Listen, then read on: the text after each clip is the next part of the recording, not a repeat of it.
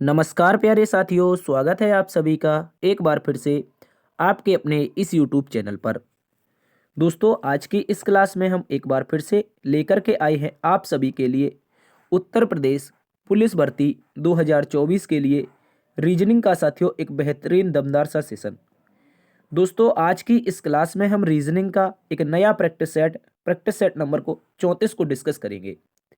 साथियों, यदि आपने पिछले 33 पार्ट नहीं देखे हैं तो आप पिछले पार्ट्स को भी जाकर के देखिएगा। एग्जाम से रिलेटेड बहुत ही इंपॉर्टेंट क्वेश्चंस पिछले क्लासेस में कवर किए गए हैं। तो दोस्तों, आज की इस क्लास में हम रीजनिंग को बहुत ही शॉर्ट ट्रिक के माध्यम से जानेंगे और कुछ इस प्रकार से प्रश्नों का अध्ययन करेंगे। जैसे आप देखेंगे क्वेश्चन नंबर 23 आप सभी के सामने लिखा है, कह रहा है कि निम्नलिखित आकृति में विषम को ज्ञात करो। यहाँ पर प्यारे दोस्तों आपके पास 4 विकल्प हैं, इनमें से साथियों हमें विषम आकृति ज्ञात करनी है। इसके अतिरिक्त आप लोग क्वेश्चन नंबर 24 को देखेंगे, इसमें लिखा है निम्न प्रश्न में सही दर्पण आकृति ज्ञात करो। प्यारे दोस्तों, यहाँ पर हमें एक मिरर इमेज यानी कि दर्पण प्रतिबिंब का एक बेहतरीन सा क्वेश्चन दिया गया है। उस क्वेश्चन के बारे में हम लोग जानेंगे कौन सा ऐसा आंसर होगा जो इस दर्पण प्रतिबिंब का एकदम सटीक उत्तर होने वाला है। चलिए दोस्तों, शुरुआत करते हैं आज की इस क्लास की। हमेशा के लिए एक आप सभी के लिए जानकारी है, यदि आप लोग इस क्लास का पीडीएफ प्राप्त करना चाहते हैं तो दोस्तों आपको इस क्लास का अनसोल्ड पीडीएफ मिलेगा जो कि टेलीग्राम ग्रुप पर। तो आप जरूर हमारा टेलीग्राम ज्वाइन कीजिए, वहां पर आप अनसोल्ड पीडीएफ से बहुत ज़्यादा प्रैक्टिस कीजिए ताकि आपके एग्जाम में आपकी प्रैक्टिस काम आए। इसके अतिरिक्त चाहो तो आप हमें इंस्टाग्राम पर फॉलो कर सकते हैं, इसका लिंक दोनों टेलीग्राम और इंस्टाग्राम का मिल जाएगा डिस्क्रिप्शन बॉक्स में। चलिए शुरुआत करते हैं। पहला प्रश्न आप सभी के सामने है प्यारे दोस्तों, एक बेहतरीन सा क्वेश्चन है और यूपी पुलिस का रिपीटेड क्वेश्चन है। ठीक है दोस्त, पूछेंगे। लिखा है कि उस विकल्प का चयन करें जो तीसरे शब्द से उसी प्रकार संबंधित है जिस प्रकार पहला शब्द दूसरे से संबंधित है। तो यहाँ पर आपके सामने बेहतरीन तरीके से कुछ शब्दावलियां दे रखी हैं, इनके बारे में बताना है। दोस्तों, सबसे पहले हमें एक शब्द दिया है जिसका नाम है पक्षी, और इसका संबंध जो साथियों बताया है वो किससे बताया है? चहचहाहट से बताया है। किससे? चहचहाहट से। इस बात को याद रखेंगे। तो बता देंगे सभी साथी, पक्षी का संबंध अगर चहचहाहट से है तो बताएंगे सभी प्यारे दोस्त, बताएंगे कि भालू का संबंध किससे होगा। देखो, भालू का संबंध किससे होगा, जल्दी से बता दो दोस्तों। अगर हम बात करते हैं प्रश्न की, तो पक्षी की जो आवाज होती है वो चहचहाहट होती है। उसी प्रकार साथी भालू की जो आवाज होती है वो गुर्राना होती है। क्या होती है दोस्त? याद रखेंगे, भालू की जो आवाज होगी वो आप लोगों की गुर्राना हो जाएगी। इस बात को याद रखेंगे। ठीक है, क्या हो जाएगी? गुर्राना। देखो, आपका विकल्प नंबर 1 में दे रखा है, यही इसका सही उत्तर हो जाएगा। मिमियाहट किसकी आवाज होती है? बोलेंगे बकरी की। घुरघुराहट किसकी आवाज होती है? तो ऊंट की। बड़बड़ाना किसकी होती है? आप बता देंगे। ठीक है साथी, आपका सही उत्तर बनेगा भालू की आवाज गुर्राना। अगला एक और बेहतरीन सा क्वेश्चन आप सभी के सामने है, इसका लॉजिक क्या होगा, कैसे इसको सोल्व करेंगे। कह रहा है यदि गुड़ को 41 लिखा जाता है तो बेड का कोड क्या होगा। साथियों, यूपी पुलिस में आपसे यह भी क्वेश्चन पूछा गया था। देखो, अगर बात करते हैं इस प्रश्न की, तो आप इन सभी का स्थानीय मान लिखेंगे। जैसे जी होता है हमारा 7 पर, ओ होता है दोस्तों 15 पर, एक और ओ आया तो इसमें भी 15 पर, और डी होता है 4 पर। आप सभी को जैसे ही जोड़ेंगे, आप बोलेंगे सर 15 और 15 30, 7 37 और 4 41, यानी कि गुड़ की यदि हम प्लेस वैल्यू जोड़ देते हैं वो साथियों हमारी 41 के बराबर आ जाती है। किसके बराबर? 41 के बराबर आ जाती है। तो क्यों ना हम इसमें बेड की प्लेस वैल्यू जोड़ दें। तो सर बोलेंगे बेड होता है बी 2 पर, ए होता है सर 1 पर, और डी कितने पर होता है? तो बोलेंगे साथी 4 पर। 2 1 3 3 4 7 बराबर में क्या आ जाएगा दोस्त? 7 आ जाएगा। यदि हम बेड के सभी स्थानीय मान जोड़ते हैं तो 7 आप लोगों का सही उत्तर है विकल्प नंबर सी। ठीक है, इसको आप लोग अच्छे से याद रखेंगे। एक और प्रश्न आपके सामने एज इट इज दे रखा है, इसका उत्तर आप सभी साथी बता देंगे, सारे साथी बता देंगे इसका उत्तर क्या होगा। कह रहा है यदि एक्टिव का कोड 60 है तो पैसिव का कोड क्या होगा। एज इट इज है जो हमने पीछे कवर किया था, सभी का प्लेस वैल्यू लिखो। ए सर 1 पर होता है, सी हमारा 3 पर होता है, आगे टी हमारा दोस्त 20 पर होता है, आई हमारा 9 पर होता है, वी देखेंगे तो सर बोलेंगे वी अगर देखेंगे 1 मिनट, आई 9 पर, वी बोलेंगे तो सर 22 पर, और ई बोलेंगे तो 5 पर। सभी को जोड़ देंगे सभी प्यारे दोस्त, इसको जोड़ेंगे। इसको जैसे ही आप जोड़ेंगे 3 1 4 20 4 24 24 22 46 46 9 55 5 60, सभी का प्लेस वैल्यू जोड़ेंगे तो क्या आएगा? 60 आएगा। तो पैसिव में सभी का स्थानीय मान जोड़ दो। पी होता है सर 16 पर, पी होता है 16 पर, ए होता है 1 पर, एस 19 19 पर, 2 एस आए हैं, तो 19 19 लिख देंगे। आई आपका साथियों 9 पर होता है, वी होता है 22 पर और आपका ई होता है 5 पर। सभी को जैसे ही आप जोड़ने बैठेंगे 16 1 17 29 36 36 9 55 55 और 5 यहाँ पर देख लो 60 60 9 69 69 2 71 20 91। क्या हो जाएगा दोस्त? 91 हो जाएगा। तो विकल्प नंबर देखो सी में दिया है 91।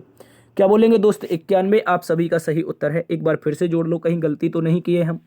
16 1 17 9 36 36 और 19 55 55 9 55 9 64 64 5 69 2 71 20 91। साथ ही विकल्प नंबर सी ही आप सभी का सही उत्तर आएगा, इसको याद रखेंगे। अगले प्रश्न में आएंगे, एक बेहतरीन सा क्वेश्चन है, इसको बताएंगे। कोडिंग डिकोडिंग से संबंधित शानदार क्वेश्चन कह रहा है, एक निश्चित सांकेतिक लिपि में शब्द सिल्क को 1991 लिखा जाता है तो कॉटन का कोड क्या होगा? बताएंगे सभी साथी। सिल्क हमने बताया है, सिल्क, इसमें आप प्लेस वैल्यू लिखो।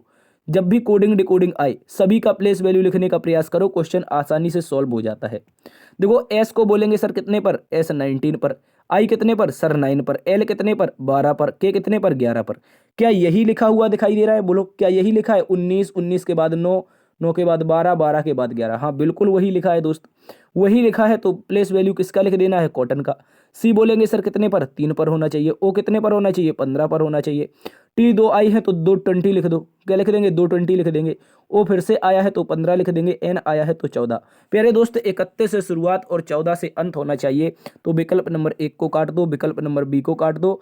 अब देखो, अब आगे चेक करो। 31 से शुरुआत, 14 से अंत, 31 के बाद में साथी क्या होना चाहिए? 32। देखो ये तो 32 से शुरुआत हो रही है, तो पहले ही कट जाएगा, पहले ही कट जाएगा। तो साथी विकल्प नंबर डी आप सभी का सही उत्तर बनेगा। क्या बनेगा मेरे मेरे साथी? क्या बनेगा? तो बोलेंगे सर आपका उत्तर बनेगा विकल्प नंबर डी। क्या करना था? सिल्क के सभी प्लेस वैल्यू लिखे हैं तो कॉटन के भी सभी प्लेस वैल्यू लिख दो। हमने देखा है 31 52 02 01 और 514 0201 514, विकल्प नंबर डी। अगले प्रश्न में सभी प्यारे दोस्त बताएंगे इसका उत्तर क्या होगा। ये क्वेश्चन हमारा कल वाला है और हमसे यहाँ पर गलती हुई थी एक, हमने 15 चौके 60 कर दिया था जबकि हमें 16 पंचे 80 करना था। ठीक है, ठीक है दोस्त, इस गलती को सुधार लेंगे, कल के लिए क्षमा चाहते हैं। एक मेरे प्यारे साथी ने बताया था कि सर हमने वहां पर जो गलती की है वो 5 गुणा 16 करना था, हमने क्या कर दिया? 15 गुणा 4। तो कहीं पर गड़बड़ हुई थी, इसको चेक करते हैं। देखो जब भी ऐसा प्रश्न आता है तो हम क्या करते हैं? सबसे पहले इनका बिना प्रतीक के इनके नंबर लिखते हैं। लिखेंगे सभी बिना प्रतीक के। 182, 182 के बाद आएगा 13, 13 के बाद आएगा 5, ठीक है, 5 के बाद आएगा साथी 16 और 16 के बाद क्या आएगा? 44 आएगा। बोलेंगे क्या आएगा सर? 44 आएगा। सभी का प्लेस वैल्यू बदल दो।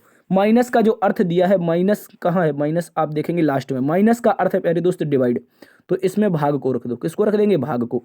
जो गुणा है, गुणा का अर्थ पहली लाइन में बोला है प्लस। क्या बोला है? पहली लाइन में प्लस बोला है, तो इसको प्लस रख दो। क्या रख देंगे? प्लस। जो प्लस है उसका मतलब प्यारे दोस्त आपका क्या है? तो बोलेंगे गुणा है। प्लस का मतलब क्या है? तो बोलेंगे गुणा है। और जो डिवाइड है, डिवाइड का जो अर्थ है वो माइनस है। अब सॉल्व करो इसको, कहां पर कल गलती हुई थी। 13 से क्या कट रहा है? 13 से बिल्कुल कट रहा था। 13 एकम 13, 13 चौके 52, ठीक है।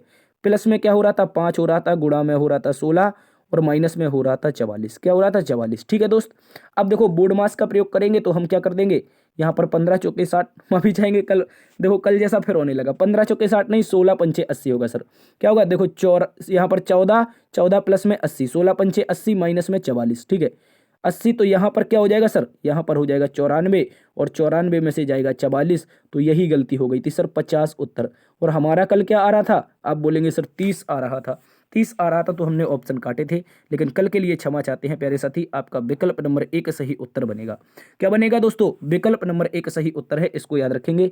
अगले प्रश्न में आ जाओ, इसका मित्रों उत्तर बता दो। इसका साथियों क्या उत्तर होगा बताएंगे सभी प्यारे दोस्त। कह रहा है एक घड़ी 1:40 बजे का समय दिखा रही है। यदि एक घड़ी में 1:40 दिखा रही है, यदि मिनट की जो सुई है वो दक्षिण पश्चिम की दिशा में है। कहां पर है साथी? मिनट की जो सुई है वो दक्षिण पश्चिम दिशा की ओर इंगित करती है, तो घंटे की सुई किस दिशा में होगी ये बताना है। सबसे पहले देखो, हम सबसे पहले दिशाएं बनाएंगे। क्या बनाएंगे साथी? आप बोलेंगे सर सबसे पहले जो बनाएंगे वो हम दिशाएं बनाएंगे और इसी दिशाओं में एक घड़ी भी बना देंगे। क्या बना देंगे साथी? आप याद रखेंगे, इनमें एक घड़ी भी बना देंगे इस तरह से, ठीक है। ये हमारी घड़ी हो गई, ये हमारी घड़ी हो गई, तो इनमें नंबर दे दो। ऊपर बज रहे हैं 12, राइट हैंड की तरफ 3, लेफ्ट हैंड की तरफ 9, नीचे की ओर 6, ठीक है। इस तरह से सभी बोलेंगे। क्या बज रहा है? 1:40, तो 12 के बाद 1, 1 के बाद 2, ठीक है। यहाँ पर 3 के बाद 4, 4 के बाद 5, 6 के बाद 7, 7 के बाद 8, 9 के बाद 10, 10 के बाद 11। तो ये प्यारे दोस्तों हमारी घड़ी बन चुकी है और घड़ी में हमें क्या बताना है, समय बताना है। तो देखो समय क्या बोला है, समय बोला है 1:40। तो जो घंटे वाली सुई होगी वो क्या इस तरह से इस दिशा में होगी, बोलेंगे घंटे वाली जो सुई होगी क्या इस दिशा में होगी। और 40 मिनट बोला है तो मिनट वाली सुई फिक्स कितने पर होना चाहिए सर, फिक्स हमारी मिनट वाली सुई 8 पर होना चाहिए, तभी तो 1:40 होगा। बोलेंगे क्या होनी चाहिए, घंटे वाली सुई आपकी 1 और 2 के बीच में होनी चाहिए और जो मिनट वाली सुई है वो साथी कहाँ पर होनी चाहिए, 8 के ऊपर। लेकिन क्वेश्चन में हमसे क्या कहा है दोस्त, क्वेश्चन में हमसे कहा गया है जो मिनट वाली सुई है, देखो कह रहा है यदि मिनट की सुई दक्षिण पश्चिम की ओर है, वैसे भी दक्षिण पश्चिम की ओर है। देखो ये हमारा क्या होता है ईस्ट, यहाँ पर होता है वेस्ट, नीचे की ओर होता है साउथ, ऊपर की ओर होता है नॉर्थ। तो दिशा कौन सी है मिनट वाली सुई की भाई, वेस्ट और साउथ, यानी कि दक्षिण और पश्चिम, यही दिशा तो है। बोलेंगे यही दिशा तो है सर, तो बता देंगे ये दिशा कौन सी है, दक्षिण पश्चिम। क्वेश्चन में ये पूछा है दोस्त, बता दो कि जो घंटे वाली सुई है वो किस दिशा की ओर है। इस घड़ी के बारे में, इस बारी घंटी के बारे में पूछ रहा है जहां पर अभी रेड डॉट बनाया है। बता दो दोस्त ये वाली दिशा कौन है, एक नॉर्थ है दूसरी ईस्ट है। तो बोलेंगे सर नॉर्थ ईस्ट, और नॉर्थ ईस्ट को बोलते हैं विकल्प नंबर 1 यानी कि उत्तर पूर्व। क्या बोलते हैं साथियों, विकल्प नंबर 1 उत्तर पूर्व बोला जाता है नॉर्थ ईस्ट को, इस बात को याद रखेंगे सभी प्यारे साथियों का जो उत्तर आएगा प्यारा सा विकल्प नंबर 1।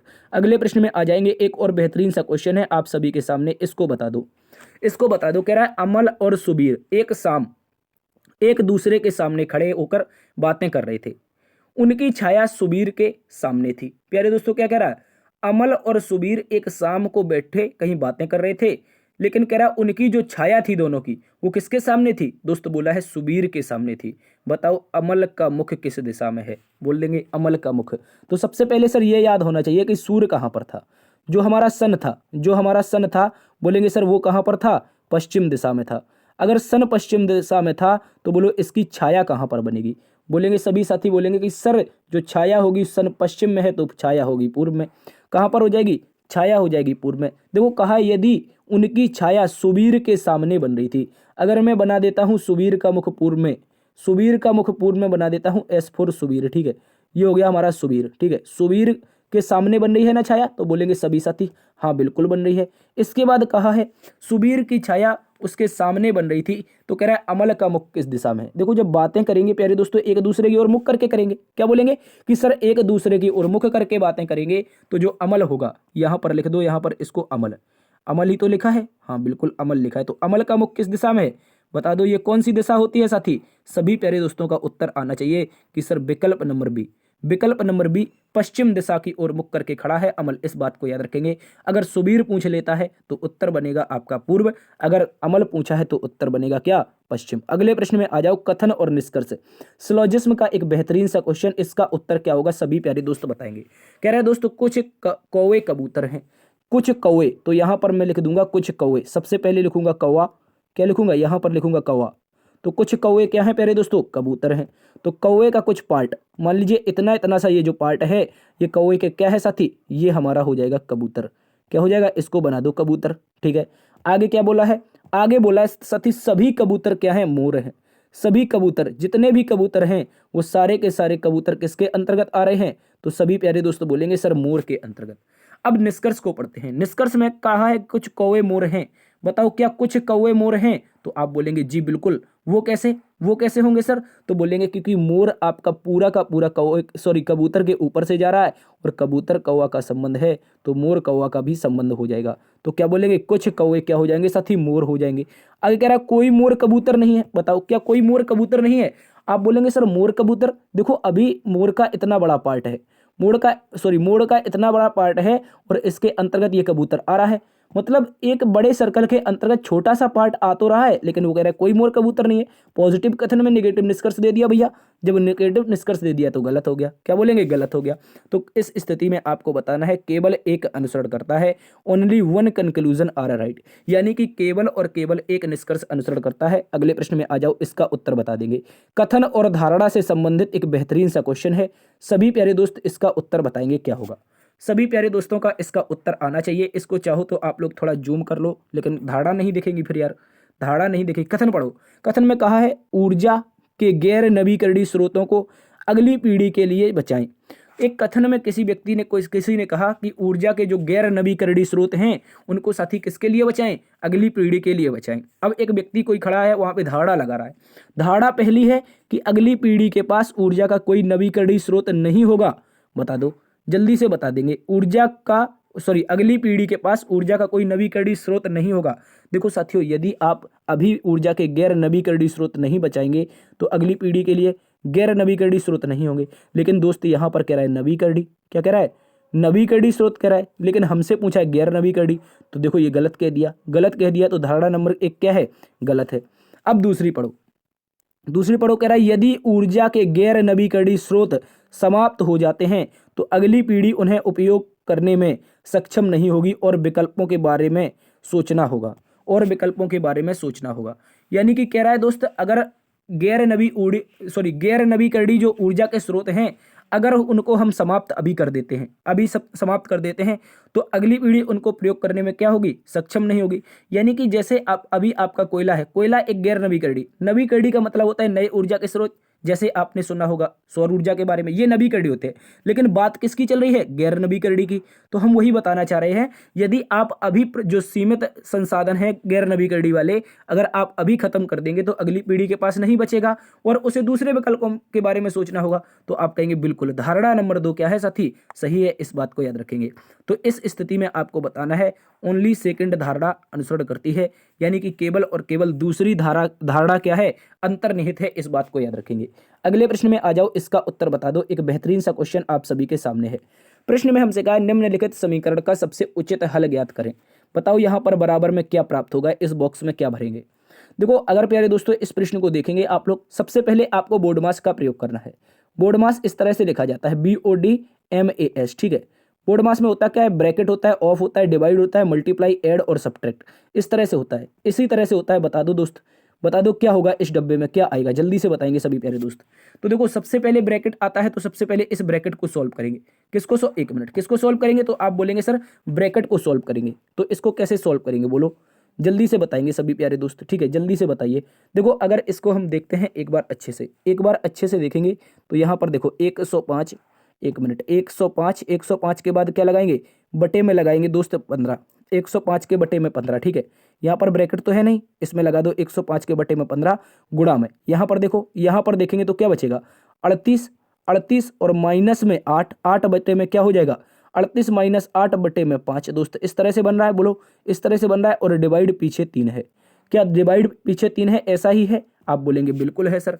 तो इसको सॉल्व करो, इसको सॉल्व करेंगे 105 बटे में क्या हो जाएगा 15 गुणा में, यहाँ पर गुणा हो जाएगा तिरछा, तो आप क्या बोलेंगे 38 पंचे 190, क्या बोलेंगे साथी 190, 38 पंचे 190 और माइनस का 8 बटे में 5। तो क्या मैं इसको घटा दूं, यहीं से घटा दूं, 182 बटे 5 कर दूं, बोलो जल्दी से बताएंगे, 182 बटे 5 कर दूं, 38 पंचे 190 बटे 5, तो 182 बटे 5 और गुणा में क्या है 3 है, सॉरी भाग में क्या है 3 है, गुणा में नहीं है भाग में है, इस बात को याद रखेंगे।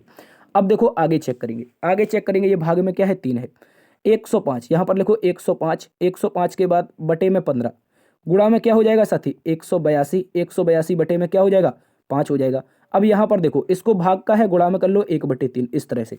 अब काटना शुरू कर दो, जल्दी से काटा पीटी धड़ाधड़ पाड़ दो, ठीक है। तो आप क्या बोलेंगे सर, आप बोलेंगे कि 15 सत्ते 105, ठीक है, 15 सत्ते 105। क्या कोई और कट रहा है, 3 से कट रहा है, तिछंग 18 नहीं कट रहा। 182 गुणा 7 बटे में 2 क्या हो रहा है, 182 गुणा 7 बटे में 2। कहीं हमने गड़बड़ की है क्या, जल्दी से बताओ, कहीं पर हमने गड़बड़ की है। बोर्ड मास का प्रयोग करना था, क्या करना था, बोर्ड मास का प्रयोग, तो हमने बोर्ड मास का ही प्रयोग किया। जल्दी से बताओ क्या कोई गड़बड़ है इसमें। देखो साथियों, अगर इसको हम दोबारा से सॉल्व करने जाएंगे, दोबारा से देखो 105 बटे 15 यहाँ पर आ जाएगा हमारा 7 हम ले आए यहाँ तक, ठीक है, 7 हम ले आए। उसके बाद यहाँ पर देखो बोर्ड मास करना है दोस्त, बोर्ड मास प्रयोग करना है। और यहाँ पर देखो अगर आप कर देंगे 8/5, तो हमने वही तो किया है 8/5।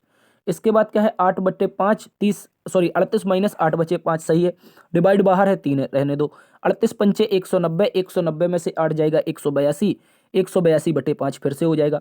तो हमने यहाँ पर किया 105 बटे 15 182 बटे 5 गुणा 1/3, ठीक है, हमने सही किया है दोस्त, हमने ये सही किया है। कहीं ना कहीं ये प्रश्न ही गड़बड़ है, ठीक है, ये प्रश्न ही गड़बड़ है। इसको 7 को क्या करेंगे आप लोग 7 का गुणा ऊपर 182 में कर दो, किसमें 100, एक मिनट, 182 में 7 का गुणा कर दो, नीचे 5 तिया 15 कर दो, क्या कर दो 5 तिया 15 कर दो, ठीक है 5 तिया 15 कर दोगे।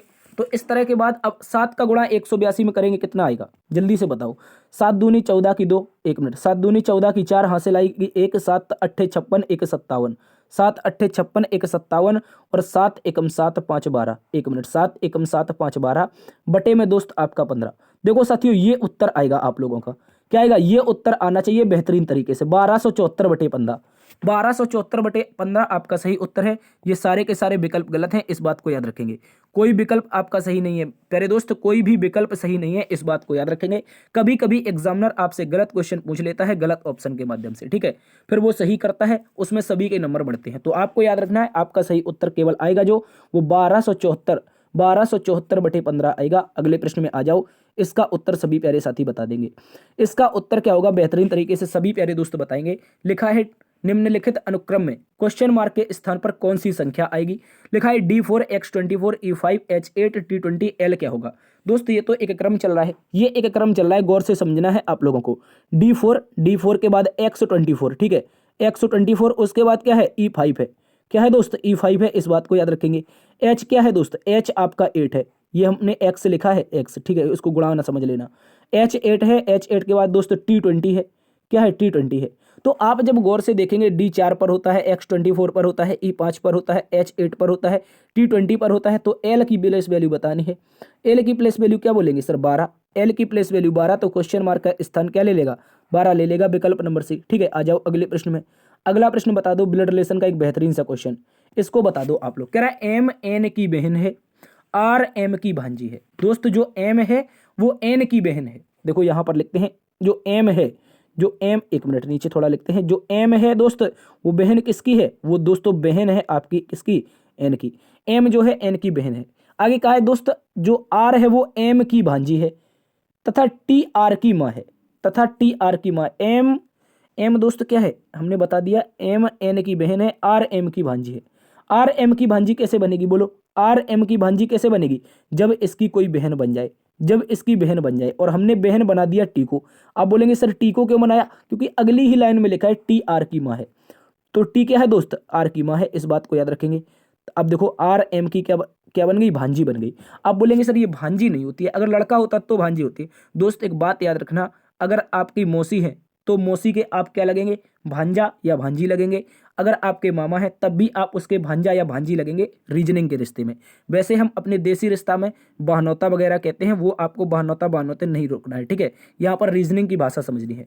दोस्तों प्रश्न में हमसे पूछा है एन का टी से क्या संबंध है, एन का टी से, बोलो एन का किससे, टी से, तो से लगा है टी के साथ, तो टी क्या बोलेगी, टी बोलेगी सर जो एन है वो मेरा क्या है, वो भाई हो सकता है, बहन हो सकता है, लेकिन एन का जेंडर पता नहीं है। बोलो आप बोलेंगे या तो टी की ये क्या है बहन है, या तो टी की बहन है, या तो दोस्त भाई है, क्योंकि एन का क्या है जेंडर पता नहीं है। लेकिन आप एक बात यहां पर देखो, क्या किसी ऑप्शन में बहन दे रखा है, बताओ जल्दी से बताएंगे, क्या किसी ऑप्शन में बहन दे रखा है, बोलेंगे बेटी दे रखा है, भांजा दे रखा है, पति दे रखा है। लेकिन सर जब बहन नहीं दे रखा है और ऑप्शन 4 ही है, तो इनमें क्या चूज करेंगे, बोलेंगे साथी आप विकल्प नंबर ए को चूज करेंगे।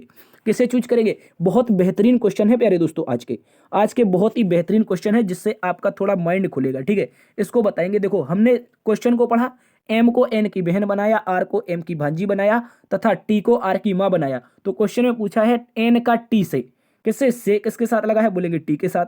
तो टी क्या बोलेंगे एन को, या तो दोस्तों ये भाई होना चाहिए या बहन होना चाहिए। लेकिन दोस्तों बहन आपके किसी विकल्प में नहीं है, तो विकल्प नंबर 1 के अनुसार इसको बना देंगे हम, क्या भाई बना देंगे, ठीक है, इस बात को याद रखेंगे। अगले प्रश्न में आ जाओ, इसको बताएंगे सभी प्यारे दोस्तों, इसको सभी प्यारे दोस्तों उत्तर बताएंगे। कह रहा माया गोपाल की पत्नी है, सबसे पहले बना ले जल्दी से बताओ। कह रहा कि जो माया नाम की महिला है ये पत्नी किसकी है, माया पत्नी है दोस्त गोपाल की, तो माया की शादी करवा दो गोपाल से, ठीक है, माया गोपाल की पत्नी हो गई। आगे पढ़ो, आगे लिखा है प्रीति का पति नरेश, प्रीति का पति नरेश और एक बहन जया और भाई गोपाल है। दोस्त यहां पर अच्छे से समझना है, प्रीति के पति नरेश की एक बहन है, प्रीति के पति कौन है दोस्त, नरेश हैं, तो मैं यहां पर बना देता हूं नरेश को, आपको समझना है, मैंने आगे लाइन पढ़ ली है, ठीक है। नरेश की पत्नी कौन है, तो बोलेंगे सर प्रीति है, कौन है दोस्त प्रीति, क्योंकि हमसे क्वेश्चन में कहा है प्रीति का पति, प्रीति के पति नरेश की एक बहन, नरेश की एक बहन कौन है, तो बोलेंगे जया, तथा भाई कौन है, गोपाल है। तो देखो हमने भाई गोपाल बना दिया, नरेश एक प्लस है, गोपाल भी एक प्लस है, प्रीति एक महिला है, ठीक है। इन दोनों की शादी हुई है, ठीक है। क्वेश्चन में हमसे कहा है जया किसकी बहन है, नरेश की बहन, अर्थात गोपाल की भी बहन हो जाएगी, ठीक है। इसको भी याद रखेंगे, यहाँ पर लिख देंगे हम जया को, ठीक है। यहाँ पर जया को लिख देंगे, ये एक महिला है, और ये बहन किनकी है, इन दोनों की बहन है, इसमें लिख दो बहन, ठीक है। क्या लिख देंगे सर, बहन लिख देंगे, इस बात को याद रखेंगे। अब देखो क्वेश्चन में पूछा है नरेश का माया से क्या संबंध है, बोलेंगे सर नरेश का माया से किसके साथ लगा है, तो बोलेंगे माया के साथ। तो ये रही माया, माया क्या बोलेगी नरेश को, माया बोलेगी ये मेरे हस्बैंड, और हस्बैंड के मेरे भैया, हस्बैंड के भैया या तो देवर होते हैं, अगर छोटे हुए तो देवर, बड़े हुए तो ज्येष्ठ, क्या बोलेंगे, देवर या ज्येष्ठ बोलेंगी माया दीदी, क्या बोलेंगी, माया बोलेंगी देवर या ज्येष्ठ होगा नरेश उनका, ठीक है। इस बात को याद रखेंगे। अगले प्रश्न में आ जाओ, इसके लिए बताओ। देखो अभी तक हम बनाते थे बेहतरीन तरीके से आरेख, लेकिन अब क्वेश्चन आपसे ऐसा भी पूछा जा सकता है, कह रहा कि प्रस्तुत बेन आरेख में उपयुक्त विकल्प का चयन करें। यहाँ पर 4 विकल्प हैं, इन 4 विकल्पों के लिए सबसे उपयुक्त बेन आरेख कौन सा, ये वाला किसके लिए है, ये बताना है। यानी कि एक बेन आरेख है, ये किसके लिए सबसे परफेक्ट बनेगा, ये बता दीजिए दोस्तों, ये बता दो। हमने इन सारे विकल्पों के क्वेश्चन करवाए हैं। बोला है कि परिवार, पति और पत्नी, परिवार पति पत्नी का हो जाएगा, मोर कौवे मुर्गे का हो जाएगा, गाय चित्र शेर का हो जाएगा, बिल्लियां कुत्ते मेढक का हो जाएगा। तो बोलेंगे सभी साथी क्या बोलेंगे, आप बोलेंगे सर अगर विकल्प नंबर 1 को देखते हैं, सबसे बड़ा हम बनाएंगे किसको, परिवार को, सबसे बड़ा वाला किसे बना देंगे, परिवार को। इसके अंतर्गत एक तो पत्नी भैया, एक तो हो जाएंगी पत्नी, एक हो जाएंगे पति, दोनों के दोनों, एक फीमेल हो जाएगी पत्नी, एक मेल हो जाएगा क्या, आपका पति। इस बात को याद रखेंगे। तो इस तरह का विकल्प नंबर 1 के लिए डिनोट करता है। विकल्प नंबर 1 आप सभी का सही उत्तर है। इसके अतिरिक्त क्या आपके दिमाग में कोई और चल रहा है, बताओ। मोर एक पक्षी है, कौवा एक पक्षी है, मुर्गा एक पक्षी है, ये तीनों के तीनों अलग अलग प्रजाति के हैं। तो इनके लिए कैसा आएगा, 1 2 1 मिनट, कैसा आएगा, मुर्गे के लिए अलग, कौवे के लिए अलग और मोर के लिए अलग। इसके अतिरिक्त देख लो, इसके अतिरिक्त देख लो, गाय, चित्र और शेर। देखो गाय अलग जानवर है, चित्र अलग आपका मैप है, और शेर आपका अलग है, ठीक है। इस बात को याद रखेंगे। इसके अतिरिक्त विकल्प नंबर डी को देख लो, कह रहा है बिल्लियां, कुत्ते और मेढक। दोस्तों बिल्ली एक अलग जानवर है, कुत्ता एक अलग जानवर है, और मेढक एक अलग उभयचर है। तो इन सभी के लिए जो 3 विकल्प आ रहे हैं, इनके लिए अलग अलग वाले सभी आ रहे हैं। जबकि पति पत्नी और परिवार, तो क्या बोलेंगे, विकल्प नंबर 1 आपका सही उत्तर है। इस आरेख के लिए जो परफेक्ट बनेगा, पति पत्नी और परिवार। अगले प्रश्न में आ जाओ, इसका उत्तर बता देंगे सभी प्यारे दोस्त। इसका उत्तर बताओ, कह रहा है निम्नलिखित में से असंगत की पहचान करें। एक बेहतरीन क्वेश्चन, इसको लगाएंगे most important, most important question है, इस बात को याद रखेंगे। जल्दी से बता दो इसका उत्तर क्या रहने वाला है। तो देखो अगर इसकी बात करते हैं, कह रहा है निम्नलिखित में से असंगत, असंगत कैसे बनाए गए, असंगत कैसे बनाएंगे। तो देखो यहां पर देखना है, इन लॉजिक, इनका जो लॉजिक है वो घट रहा है दोस्त। 9 के बाद 8 आया है, 8 के बाद साथ ही 7 आया है, 7 के बाद 6 आया है, ठीक है। देखो कैसे लिखा है, इसको गौर से समझ लो, मैं दूर दूर लिख देता हूं। 9 के बाद 8, 8 के बाद 7, 7 के बाद 6, ठीक है। इस तरह से, इस तरह का लॉजिक आया है दोस्त, इस तरह का 9 1 मिनट 9 6 8, इस तरह का लॉजिक आया है। इस बात को सभी याद रखेंगे दोस्त, सभी याद रखेंगे। 9 8 9 8 9 8 7 6, ठीक है। 9 8 7 6 देखो लिखा है, एक एक घट रहा है। आगे देखो यहाँ पर क्या है, 8 8 के बाद 7, 7 के बाद 6, 6 के बाद क्या है 5, तो इसमें भी सभी में एक एक घट रहा है। इसमें देखो 5 के बाद 4, 4 के बाद 3, 3 के बाद 2, तो इनमें भी सभी में एक एक घट रहा है। अब देखते हैं विकल्प नंबर डी को। 7, 7 के बाद आता है 6, 6 के बाद आता है 5, और 5 के बाद क्या आता है 4, लेकिन यहाँ पर क्या दे रखा है, 3 दे रखा है। इस कारण जो आपका विकल्प नंबर डी है, ये आपका क्या है, असंगत है। इस बात को याद रखेंगे। क्या बोलेंगे सर, विकल्प नंबर डी इसका असंगत है। बेहतरीन तरीके से याद रखेंगे। अगले प्रश्न में बताओ इसका विषम क्या बनेगा। एक शेष से संबंध नहीं रखता है, बताओ कौन सा विकल्प है। दोस्तों का है बैठना, रोना, खड़े रहना, सोना। बैठना, रोना, खड़े रहना और सोना, बताओ इसका विषम क्या होगा। एक बेहतरीन क्वेश्चन है दोस्त, इसे मोस्ट इंपोर्टेंट लगाओ।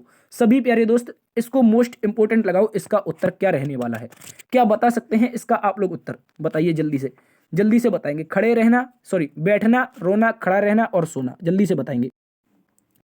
देखो साथियों इसको समझो आप लोग। देखो यहां पर लिखा है बैठना, क्या लिखा है, बैठना।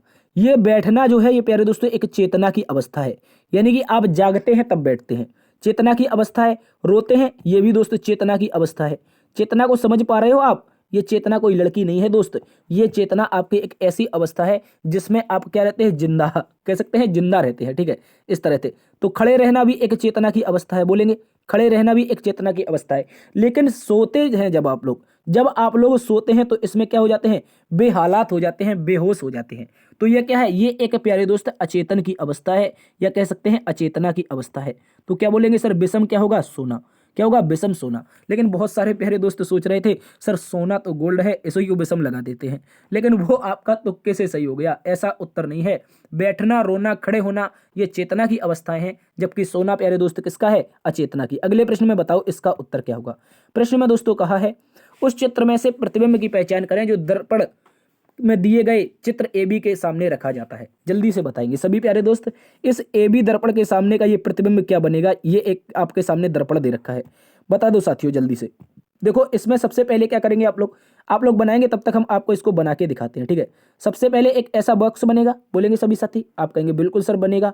इसके बाद क्या होगा, दर्पण के नजदीक जो एरो दे रखा है, ये वाला गौर से समझना है, ये वाला जो एरो है दर्पण के नजदीक दे रखा है, तो यहां पर भी इसको दर्पण के नजदीक होना चाहिए। साथ ही दर्पण के नजदीक इसको इसी तरह का एरो होना चाहिए, इस बात को याद रखेंगे, ठीक है।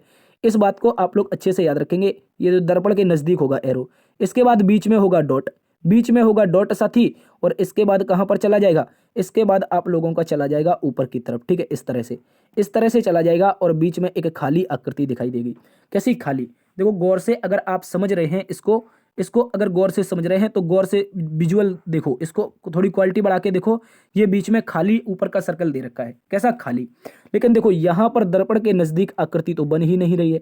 ये जो मैंने आकृति दर्पण के नजदीक बनाई थी, ये तो ऊपर की दिशा में बन रही है, ये भी ऊपर की दिशा में बन रही है। ए बी दोनों गलत हो गए। अब बता दो सी और डी में। सर बोलेंगे सी और डी में, डी वाला तो इसका पूरा का पूरा सर्कल फिल हुआ है, बोलो इसका तो पूरा पूरा सर्कल फिल हुआ है, इसको गलत कर दो। विकल्प नंबर सी आपका सही उत्तर हो जाएगा, इस बात को याद रखेंगे साथियों। विकल्प नंबर सी क्या बनेगा, आपका बेहतरीन तरीके से शानदार सा उत्तर होगा। एक शानदार क्वेश्चन है, अच्छे से याद रखेंगे। इसका उत्तर बताओ, न्याय और निगमन का एक और क्वेश्चन। ऐसे क्वेश्चन आपसे 3 से 4 देखने को मिलेंगे, इनको बता दो इसका सही उत्तर क्या होगा। सबसे पहले कथन दिए हैं 2, कथन को पढ़ते हैं और निष्कर्ष बनाते हैं। इसके कथन को पढ़ते हैं और आकृति बनाते हैं। कह रहा है सभी शिक्षक लड़के हैं। दोस्त जितने भी शिक्षक हैं, जितने भी टीचर हैं, सारे के सारे टीचर क्या हैं दोस्त, आप याद रखेंगे, सारे के सारे टीचर क्या हैं, बॉय हैं, इस बात को याद रखेंगे, लड़के हैं। कह रहा है कुछ लड़के दोस्त क्या हैं, छात्र हैं। तो कुछ लड़के को क्या बना देंगे हम लोग, यहाँ पर कुछ लड़के को इस तरह से, इतने इतने से जो बॉय हैं इनको क्या बना देंगे, स्टूडेंट बना देंगे। इनको लिख दो स्टूडेंट, ठीक है, इस बात को याद रखेंगे। अब देखो, अब निष्कर्ष को पढ़ो। कह रहा है कुछ छात्र लड़के हैं, कुछ छात्र लड़के हैं मतलब क्या, कुछ स्टूडेंट बॉयज हैं। आप बोलेंगे बिल्कुल, ये वाला बन तो रहा है, कौन सा, अभी कलर चेंज करके बताते हैं।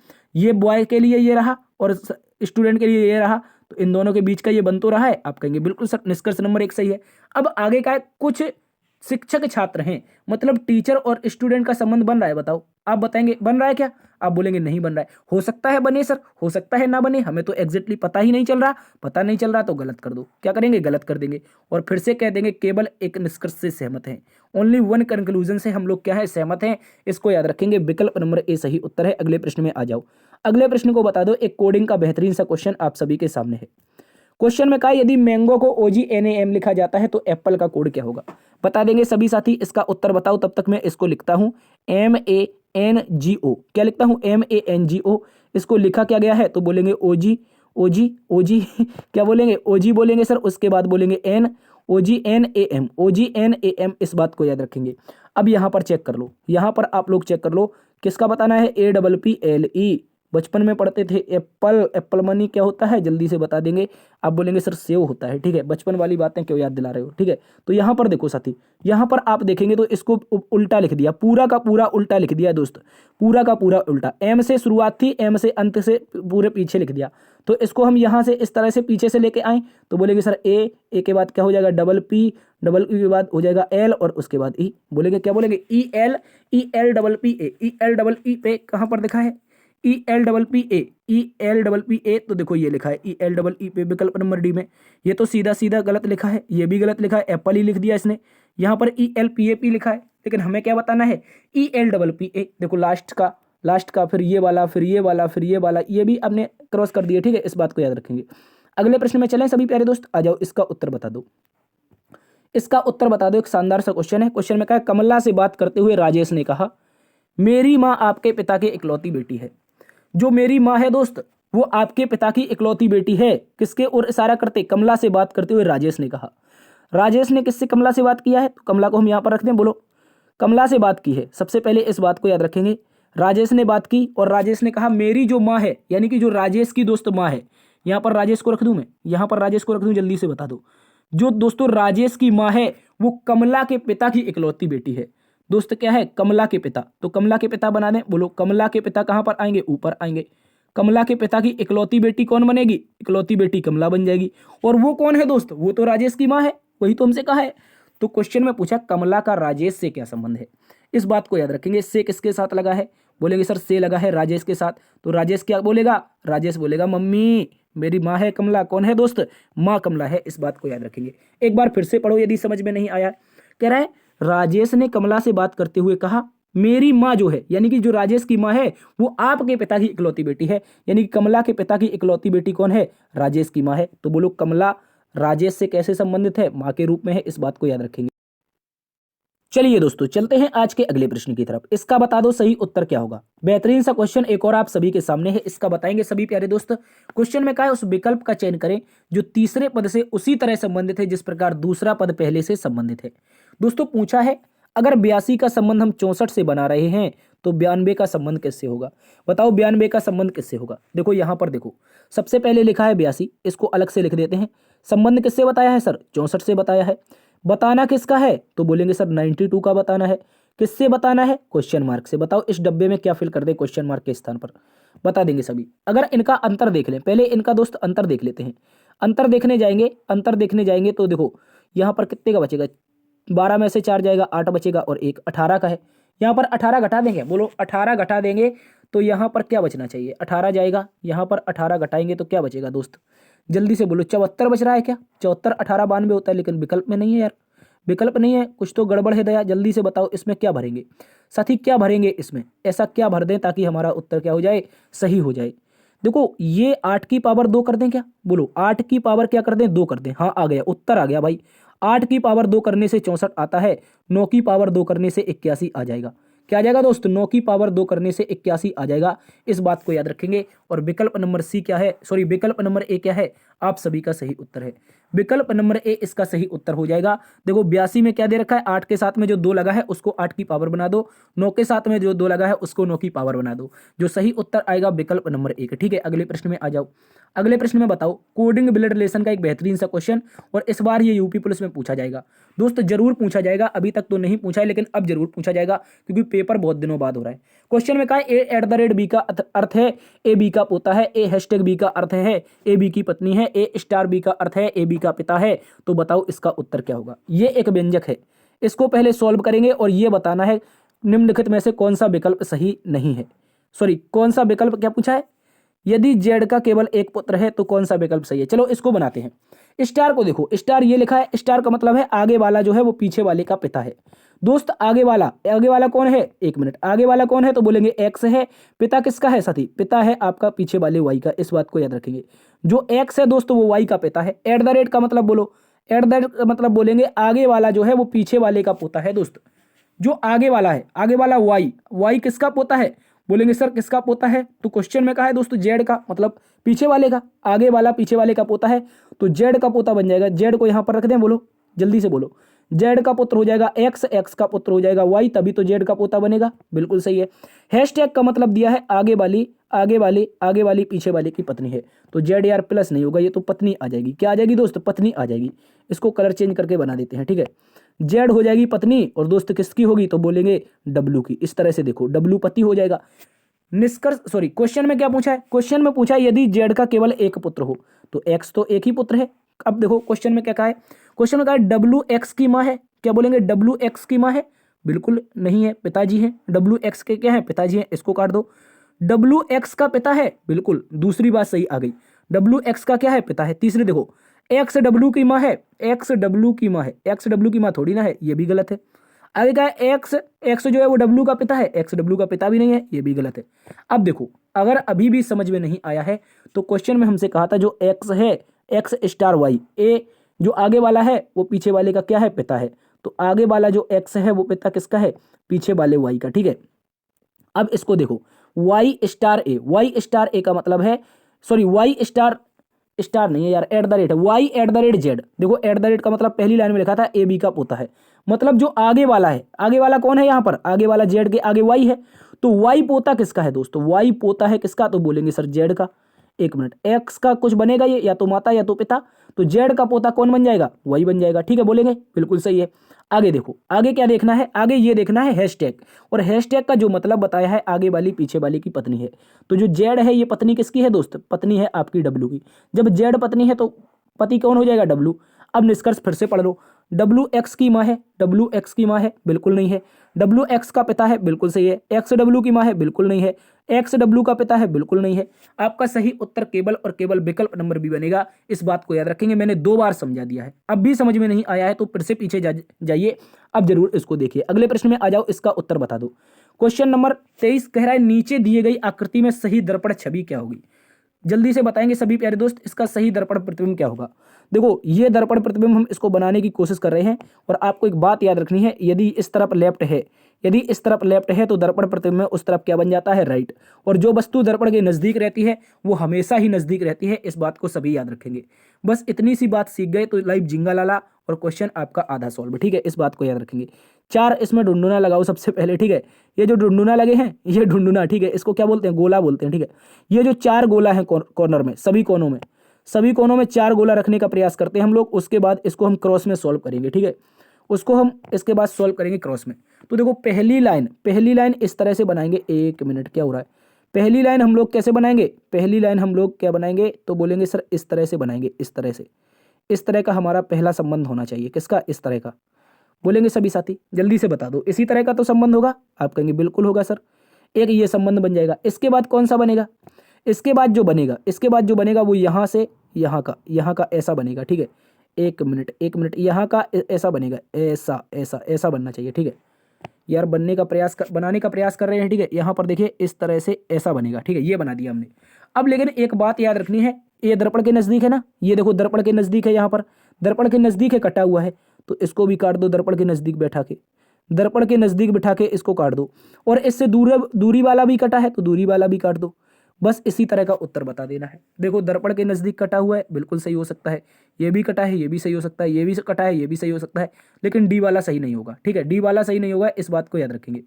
आगे चेक करो, दर्पण से दूर एक कटा हुआ है, बोलेंगे दर्पण से दूर एक कटा हुआ है। देखो दर्पण से दूर कटा हुआ नहीं है, इसको गलत कर दो, जल्दी से गलत कर देंगे। मतलब बी, सी और डी कट गए। अब ए और बी में बता दो कौन सा इसका उत्तर बनेगा। लेकिन दोस्त जब हम देखेंगे, गौर से समझना है, ये लाइन देखो चौड़ी लाइन दे रखी है, और ये लाइन चौड़ी लाइन कहाँ पर है, नीचे की ओर है। ये जो चौड़ी लाइन दे रखी है कहाँ पर है, नीचे की ओर है। लेकिन यहाँ पर ये चौड़ी लाइन ऊपर की ओर काहे है भैया, ये ऊपर की ओर काहे है, तो ये काट दो। आपका सही उत्तर विकल्प नंबर 1। दोस्त विकल्प नंबर 1 आप सभी का सही उत्तर है, इस बात को याद रखेंगे। बढ़ते हैं आज के अगले प्रश्न की तरफ। इसमें बताओ क्वेश्चन नंबर 24, शानदार सा क्वेश्चन है। कह रहे उस आकृति का चयन करें जो एक दूसरे से भिन्न है। जो दूसरों से भिन्न है, यानी कि 4 ऑप्शन है। 4 ऑप्शन में एक ऐसी आकृति है जो दूसरों इन सभी से भिन्न है, यानी कि एक अलग दिख रही है। बता दो क्या होगा उसका उत्तर। देखो अगर इसकी बात करते हैं, आप लोगों को समझना होगा। सबसे पहले एक त्रिभुज दिया है, त्रिभुज से 2 कॉर्नर पर दूर आकृतियां जा रही हैं। ये जो हमने एरो बनाए हैं, ये जो एरो हैं, इनके ऊपर जो एरो बने हैं ये दूर की ओर जा रहे हैं। यहाँ पर दूर की ओर जा रहे हैं। ठीक है, देखो ये विकल्प नंबर सी में ये दोनों पास आ गए। ठीक है, ये दोनों पास आ गए, लेकिन इन दोनों में क्या थे, दूर दूर थे। इन दोनों में भी क्या थे, दूर दूर थे। और यहाँ पर भी देख लो, विकल्प नंबर डी में भी दूर दूर हैं भैया। विकल्प नंबर सी में क्या हो गए, पास पास हो गए। और पास पास हो गए तो गलत कर दो, क्या कर दो, पास पास अगर हो जाते हैं, अगर देखो हमने यहाँ पर ऐसा बनाया था और ये पास पास हो गए विकल्प नंबर सी के, और सारे के सारे ए, देखो ए को देखेंगे, बी को देखेंगे और डी को देखेंगे, इन सभी के दूर दूर हैं। लेकिन विकल्प नंबर सी के ये एरो क्या है, पास पास हैं, इसलिए ये गलत है। क्या है, विकल्प नंबर सी गलत है। तो सी वाला सी में ही दे रखा है। सी नंबर क्या हो जाएगा, अलग हो जाएगा, यानी दूसरों से भिन्न हो जाएगा। ठीक है, इस बात को याद रखेंगे। अगले प्रश्न में आ जाओ, इसका उत्तर बताएंगे सभी प्यारे दोस्त। कह रहा है कौन सा विकल्प नहीं बनाया जा सकता है। एक बेहतरीन सा पासा आप सभी के सामने दिया है और पूछा है ऐसा कौन सा विकल्प है जो नहीं बना सकते हैं। देखो सबसे पहले ओपन डाइस आपके सामने आता है, तो साथियों आपको एक बात याद रखनी है, आपको ओपन डाइस में प्रत्येक तीसरा पद क्या कर देना है, अपोजिट कर देना है। मैं पिछले 4-5 क्लासेस में एक ये क्वेश्चन जरूर करवा रहा हूं, क्योंकि ये क्वेश्चन आपसे पूछा जाएगा। कह रहा है कौन सा विकल्प नहीं बनाया जा सकता है, तो सबसे पहले ये देखो जो ओपन डाइस आया है, सबसे पहले एक डॉट है, तीसरी आकृति कौन है, यहाँ पर खाली वाला सर्कल, डॉट के अपोजिट में क्या है, खाली सर्कल है। ठीक है, उसके बाद में तीसरी आकृति यहाँ से कौन है, एक देखो आपके सामने स्क्वायर आया है, एक डब्बा आया है, वो बीच से कटा हुआ है, ये बीच से कटा हुआ है। इसके अपोजिट में क्या है दोस्त, एक स्टार है। एक स्टार है। अब देख लो प्लस बचा है, प्लस के अपोजिट में क्या हो जाएगा, एक सर्कल, उसके अंदर एक चतुर्भुज, क्या हो जाएगा, उसके अंतर्गत एक चतुर्भुज, एक सर्कल के अंदर चतुर्भुज क्या हो जाएगा, ये अपोजिट हो जाएगा।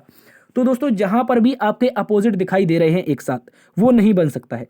जहां भी आपके एक साथ दो अपोजिट मिल जाते हैं वो नहीं बनेगा, बाद बाकी बन जाएंगे। बोलेंगे साथी, जहां पर दो अपोजिट एक साथ हैं वो नहीं बनेगा। तो देखो क्या विकल्प नंबर ए बन सकता है। देखो स्टार यहां पर है, डॉट है और प्लस है, डॉट है, स्टार है, प्लस है, मतलब तीनों के अलग अलग आए हैं तो ये बन सकता है। हमसे पूछा है नहीं बनाया जा सकता। देखो यहां पर अगर देखेंगे, यहां पर देखेंगे ये एक सर्कल के अंतर्गत है और ये दोनों तो दोस्त अपोजिट आ गए। गौर से देखो ये दोनों तो प्यारे साथी अपोजिट आ गए, तो यही वाला नहीं बन सकता है। क्या बोलेंगे, यही नहीं बन सकता है। आगे चेक करो, आगे चेक करो, क्या और कोई है ऐसा, ऐसा और कोई दिखाई दे रहा है। देखो एक ये हो गया, एक हो गया डॉट, एक डॉट, एक हो गया प्लस, मतलब विकल्प नंबर जो सी है, देखो गौर से समझो, विकल्प नंबर जो 3 है ये बनाया जा सकता है। आगे कह रहा है, आगे देखो, आगे कह रहा है एक ये सर्कल आया है, उसके बाद एक स्टार आया है, एक ये गोला आया है, मतलब तीनों के अलग अलग आए हैं तो ये भी बनाया जा सकता है। तो कौन सा नहीं बना सकते, विकल्प नंबर 2, मतलब 2 वाला विकल्प ऐसा है ये नहीं बन सकता है, यही इसका सही उत्तर होगा। वही पूछा था कौन सा नहीं बन सकता है। अगले प्रश्न में आ जाओ, इसका उत्तर क्या होगा। इसका उत्तर सभी प्यारे दोस्त बता देंगे। कह रहा है तांवा, धातु और लोहा। तांवा, धातु और लोहा में सही उत्तर क्या बनेगा। तो हमने ये क्वेश्चन आपको करवाया है। सबसे पहले आप लोग धातु के लिए एक सर्कल बनाएंगे और उसी धातु के अंतर्गत आपने लोहा को सुना होगा और उसी धातु के अंतर्गत आप लोगों ने तांवा को भी सुना होगा। तो ये आयरन को डिनोट करेगा, किसको, लोहा को। इसको L4 लोहा लिख दो और इसको क्या लिख देंगे, T4 तांवा लिख देंगे। ठीक है, इस तरह का बनेगा। इस तरह का आरेख कहां पर दिखाई दे रहा है, देखो विकल्प नंबर सी में है। विकल्प नंबर सी सही उत्तर है। ये तो क्रॉस कर रहे हैं, मतलब डी गलत है, ये गलत है, ए भी गलत है, सारे के सारे गलत हैं। विकल्प नंबर क्या है, सी आप सभी का सही उत्तर है। इस बात को याद रखेंगे। अगले प्रश्न में आ जाओ, एक और बेहतरीन क्वेश्चन है, इसको बता दो, इसको बता दो। ये भी इंपॉर्टेंट है, यूपी पुलिस में 3 बार पूछा गया है। कह रहा है क्रिकेटर, खिलाड़ी और मानव जातियां। क्रिकेटर, खिलाड़ी और मानव जातियों को भी बता दो सही बेन आरेख क्या होगा। तो सभी साथी क्या बोलेंगे, सबसे पहले ये बताओ, मानव जातियां खिलाड़ी होती हैं या फिर दोस्त चूहा, जानवर, खरगोश होते हैं। जल्दी से बताओ, क्या जानवर, बिल्लियां कोई खिलाड़ी होती हैं या मानव होते हैं। तो आप बोलेंगे सर सभी के सभी जो मानव जातियां होती हैं उसी के अंतर्गत कुछ ऐसी मानव जाति हैं जो खिलाड़ी होती हैं। तो सबसे पहले एक सर्कल बनेगा किसके लिए साथी, मानव जाति के लिए। उसके बाद मानव जाति के अंतर्गत कौन आएंगे, दोस्त खिलाड़ी आएंगे। तो मानव जाति के अंतर्गत कुछ पार्ट किसका होगा दोस्त, सभी साथी बोलेंगे सर खिलाड़ी का होगा। किसका होगा, तो बोलेंगे सभी के सभी क्या बोलेंगे सर, कुछ सर्कल ऐसा होगा जो किसको डिनोट करेगा, खिलाड़ी को डिनोट करेगा। ठीक है, इसके बाद क्या होगा, इसके बाद बोलेंगे खिलाड़ी के अंतर्गत ही तो क्रिकेटर आते हैं। बोलेंगे सभी प्यारे दोस्त खिलाड़ी के अंतर्गत कौन आ जाएंगे, क्रिकेटर आ जाएंगे। तो इस तरह का सभी साथी बता देंगे। इस तरह का आरेख कहां पर दिखाई दे रहा है, 3 सर्कल एक दूसरे के ऊपर होने चाहिए। तो देखो विकल्प नंबर 2 में है, केवल और केवल विकल्प नंबर 2 सही है। विकल्प नंबर 1 गलत है, 3 गलत है, 4 गलत है। कौन सा सही है, सभी साथी बोलेंगे विकल्प नंबर 2 सही है। इस बात को याद रखेंगे। अगले प्रश्न में आओ, एक बेहतरीन सा क्वेश्चन सिटिंग अरेंजमेंट का। सिटिंग अरेंजमेंट का एक बेहतरीन सा क्वेश्चन है। कह रहा है 8 मित्र हैं PQRSTU और V तथा W एक गोल मेज के परितः दक्षिणावर्त रूप में इसी क्रम में बैठे हुए हैं और समान दूरी पर हैं। कह रहा है मेज के केंद्र की ओर अभिमुख होकर बैठे हैं। यदि एस पश्चिम में बैठा है तो दक्षिण पश्चिम में कौन बैठा है। सबसे पहले एक सर्कल बनाओ, सबसे पहले एक सर्कल बनाएंगे। सभी प्यारे दोस्त 8 लोगों को बिठाना है तो आसानी से आप लोग बिठा सकते हैं इन लोगों को। 8 लोग बिठाने हैं तो आप लोग जल्दी से आसानी से इनको ऐसे तरीके से बिठाएंगे तो आप कहेंगे बिल्कुल सर सही उत्तर समझ में आ रहा है। आगे देखो क्वेश्चन में कहा हुए इसी क्रम में है, लेकिन लास्ट एक ही लाइन दी है, हमें एक ही लाइन दी है, उसी से पकड़ना है। कह रहे यदि जो एस है वो पश्चिम में बैठा है, यदि प्यारे दोस्तों जो एस नाम का शख्स है वो पश्चिम में बैठा है, तो हमें पता है यहां पर हमारी ईस्ट होती है, यहां पर हमारी वेस्ट होती है, नीचे की ओर हमारी साउथ होती है, ऊपर की ओर नॉर्थ होती है। बोलेंगे सभी, तो इसको हटा दो, इसको हटा दो सभी को। अब क्वेश्चन में ये पूछा है एस पश्चिम में, तो एस को हम यहां पर बना दें, जल्दी से बताओ। एस को हम यहां पर बना दें। एस के बाद अब कह रहा है दक्षिणावर्त इसी क्रम में बैठे हैं। एस के बाद क्या आ रहा है, दक्षिणावर्त कौन सी दिशा होती है, घड़ी की क्लॉकवाइज दिशा। तो एस के बाद कौन आएगा, बोलेंगे सभी प्यारे साथी। एस के बाद आता है टी, टी के बाद आता है यू, यू के बाद आता है डब्ल्यू, यू के बाद वी आता है, वी के बाद आता है डब्ल्यू, डब्ल्यू के बाद फिर कौन आ जाएगा, फिर आ जाएगा फिर से शुरुआत हो जाएगी पी क्यू और आर। ठीक है, क्या हो जाएगा, पी क्यू और आर। देखो क्वेश्चन में एक ही लाइन दे रखी है, बहुत इंपॉर्टेंट क्वेश्चन है। केंद्र की ओर अभिमुख है सारे के सारे, और जो एस नाम का शख्स है वो पश्चिम में है, तो हमने एस को ही तो पश्चिम में बिठाया है और उसके बाद सारे के सारे दक्षिणावर्त में है। क्या है? सारे के सारे दक्षिणावर्त, मतलब ऐसे ऐसे चलेंगे सारे के सारे। तो एस के बाद क्या आता है? टी यू वी डब्ल्यू, फिर पी क्यू आर, फिर एस आ जाएगा। तो इसी तरह का लॉजिक चलेगा सारा का सारा। क्वेश्चन में हमसे पूछा क्या गया है? तो बोलेंगे सर पूछा गया है दक्षिण पश्चिम में कौन बैठा है। दक्षिण पश्चिम दिशा कौन सी है? तो बोलेंगे यहाँ पर हमारी वेस्ट होती है, मतलब पश्चिम की दिशा होती है इस दिशा। यहाँ पर क्या होती है? पश्चिम होती है। और नीचे की, और अभी बताया था हमने दक्षिण होती है। ये दिशा कौन सी होती है? तो सभी प्यारे दोस्तों बताएंगे ये वाली दक्षिण होती है। तो दक्षिण और पश्चिम में कौन बैठा है? आर बैठा है प्यारे दोस्तों। कौन बैठा है? आर। तो विकल्प नंबर 2 में दिया है आर। लगा दो इसको सही उत्तर। अगले प्रश्न में आ जाओ, इसको बता दो। क्वेश्चन में पूछा है दिए गए विकल्पों में से वह शब्द चुनिए जो दिए गए शब्द के अक्षरों का प्रयोग करके नहीं बनाया जा सकता है। एक बेहतरीन सा क्वेश्चन है। ऐसा क्वेश्चन भी आपको एग्जाम में देखने को मिलेगा। क्वेश्चन में आपसे कहा एक लेटर दे रखा है, एक लेटर का क्रम दे रखा है, इसको देखेंगे। इंड इवरोस, ठीक है, इंड इवर्स करके एक लेटर दे रखा है, इसका प्रयोग करके कौन सा नहीं बना सकते हैं। सबसे पहले विकल्प नंबर 1 को चेक करो, VOTE। देखो VO, लेकिन टी मिला नहीं है तो यही नहीं बना सकते हैं। रोज को देख लो, देखो विकल्प नंबर 1 दोस्त नहीं बना सकते हैं, याद रखेंगे, क्योंकि इसमें क्या नहीं मिला है? टी नहीं मिला है। ROSE, देखो ROS और E, ये बन गया रोज। इसके बाद आगे चेक करो, इंड END, पहली लाइन में लिखा है END। डन को देखो DONE, DO और एन कहाँ पर है? एन ये है, ई है, ठीक है। तो डन भी बन सकता है। तो कौन नहीं बनेगा? वोट नहीं बनेगा। वोट क्यों नहीं बनेगा? क्योंकि दोस्त इसमें क्या आया है? वोट में आप सभी का आया है टी। क्या आया है दोस्त? टी। इस बात को याद रखेंगे। अगले प्रश्न में आ जाओ, इसका उत्तर बता दो प्यारे दोस्तों। आज का एक बेहतरीन क्वेश्चन है। इसमें कितने त्रिभुज स्थित हैं? कह रहे हैं निम्न आकृति में कितने त्रिभुज स्थित हैं, बताओ। How many triangle in this figure? जल्दी से बता दो। बहुत दिनों से क्वेश्चन नहीं करवाया है, क्या भूल तो नहीं गए हो? जल्दी से बताओ। इसका हमने एक आप लोगों को ट्रिक बताया है। एक आप लोगों को प्यारे दोस्तों एक ट्रिक बताया है। वो ट्रिक ये था कि जब भी एक त्रिभुज मिले और एक शीर्ष से एक ही आधार पर बिंदु मिला रहा हो, एक शीर्ष होना चाहिए और एक ही आधार होना चाहिए। जब भी बिंदु मिला रहा हो तो आपको ऐसी स्थिति में नंबर देने होते हैं, और इन दोनों नंबरों में क्या करना है? 1+2 करना है दोस्त। क्या करना है? 1+2 करना है। तो कितने हो जाएंगे? सभी प्यारे दोस्त बोलेंगे सर 3 हो जाएंगे। कितने हो जाएंगे? 3। कैसे आए थे नए विद्यार्थी? देख लेंगे। ये 1 हो जाएगा, दूसरा यहाँ से 2 हो जाएगा, और दोनों से मिलाकर जो बनेगा वो आपका तीसरा बनेगा। तो इस तरह से शॉर्ट ट्रिक के मतलब समय बचाने के लिए इस तरह से हम सॉल्व करते हैं। एक ही शीर्ष, एक आधार और कई बिंदु जब मिलते हैं तो उसको ऐसे ही सॉल्व करते हैं। देखो ये एक क्या है? ये आपका एक शीर्ष है, इस पर आधार कौन है? पहला आधार ये रहा, ठीक है। ये वाला त्रिभुज है, ये, इसको याद रखेंगे। 1 मिनट। ये आपका देखो यहाँ पर एक त्रिभुज है, एक त्रिभुज है। तो पहला आधार कौन सा है? ये वाला है। दूसरा आधार ये है, तीसरा आधार ये है।